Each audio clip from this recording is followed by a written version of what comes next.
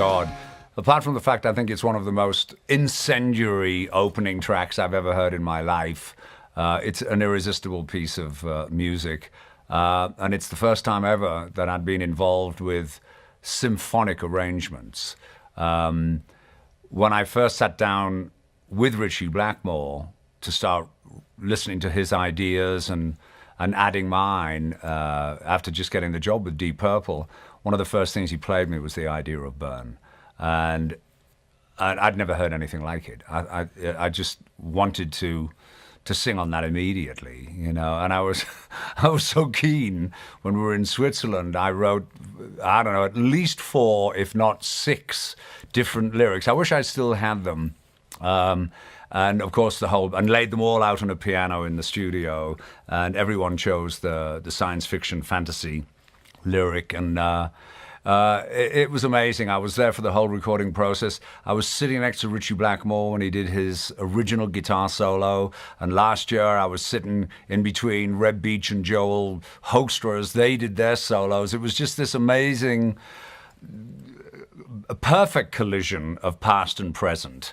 And it's such a gift for me to be able to hear that song. And Reb and I had the unmitigated goal of writing another piece, but very much in keeping with the existing structure of the Burn arrangement, as Whitesnake is a 3-soloist band as opposed to the 2 soloists of Ritchie Blackmore and John Lord. Yeah, it's a cracking song. Can't wait to play it live.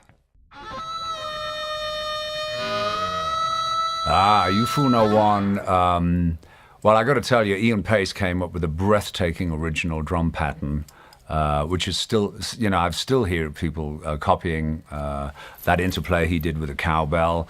But Ritchie riff again, an amazing riff, and my immediate feeling was a kind of Cream, I Feel Free kind of melody and vocal on there, particularly as Glenn Hughes and I were the Unrighteous Brothers and had an amazing vocal blend.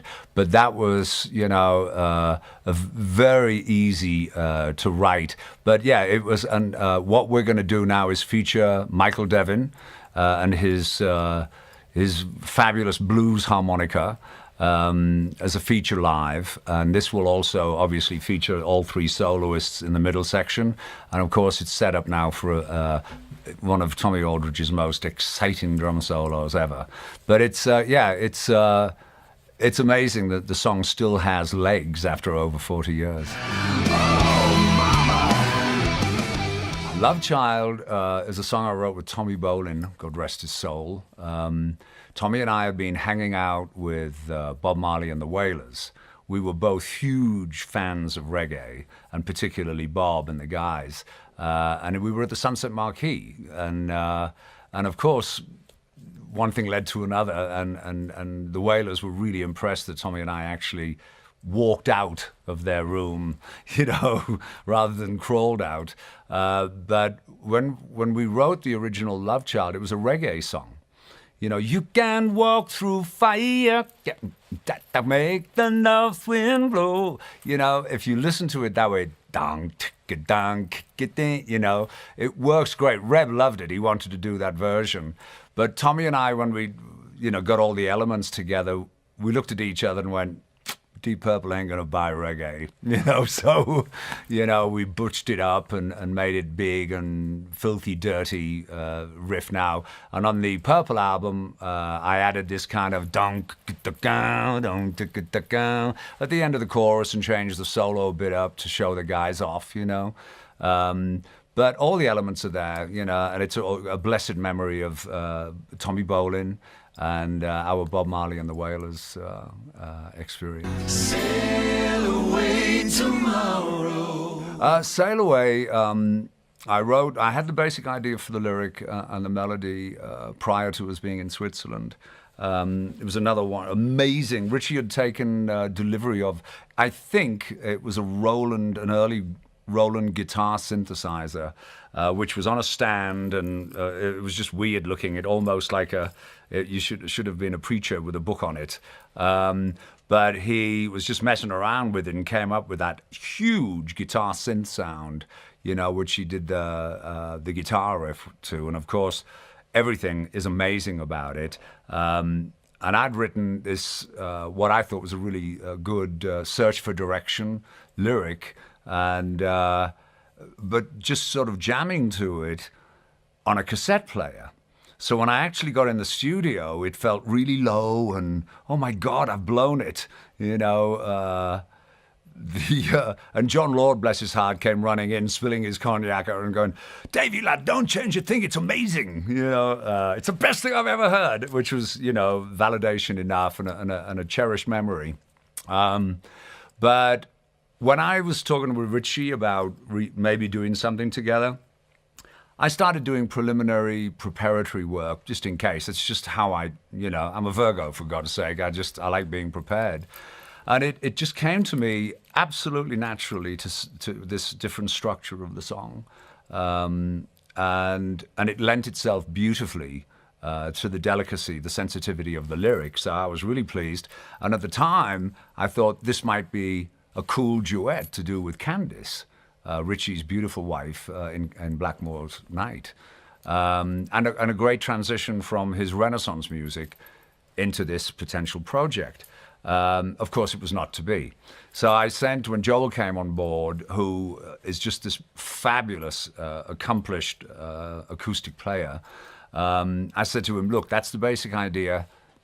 Do your thing, own it," you know. And he came back with all these beautiful layers. And I think all the guys are great voices. They're all represented here.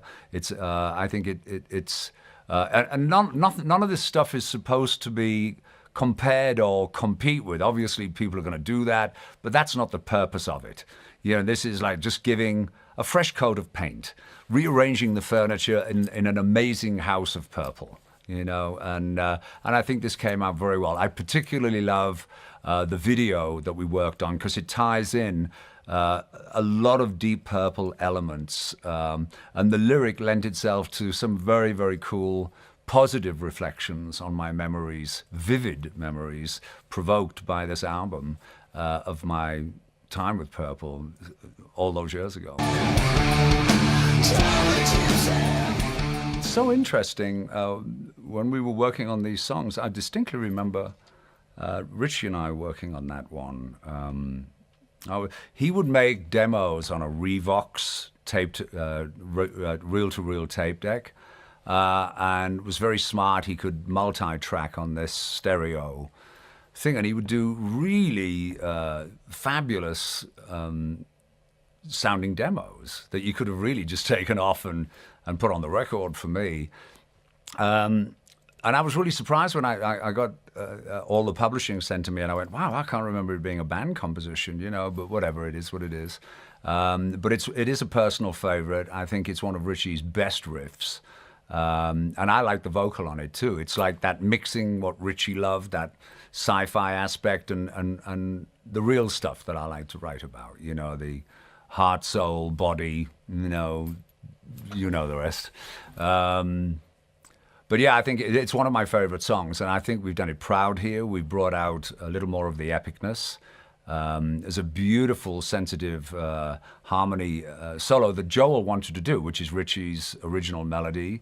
It's minimally embellished there, and then Reb takes off. What I did was take the chords of the song and do them in half time to make it have more of a powerful build. Yeah, it's one of my favorites. We're going to do that live. It's going to be. That's one of Richie's really cool riffs. I wrote the bridge, the "I Gave Love to You," which he really liked. That was cool. And I was, when we were doing the Stormbringer album, Purple had lost no momentum, in fact, gained some traction, which was a huge concern from the mega success of Mark II. The fact that we sustained that and actually took it up a notch or two in terms of sales was really great.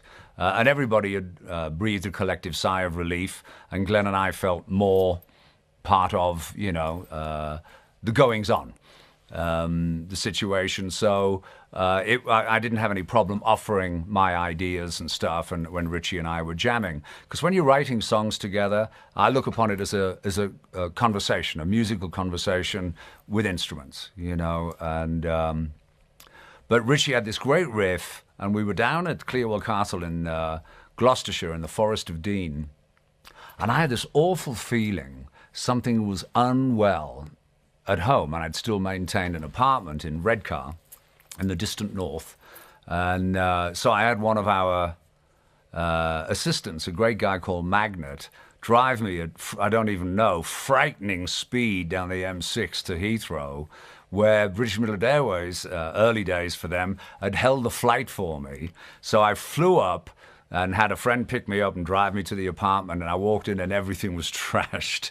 It was awful. So it was a terrible experience, but it gave me a great theme for the lyric of Lady Double Dealer. And yeah, interesting. Redoing these songs has been amazing, because all of these memories that had just been buried for decades suddenly become vivid and fresh again. So, but you know, to her, thank you so much for the inspiration.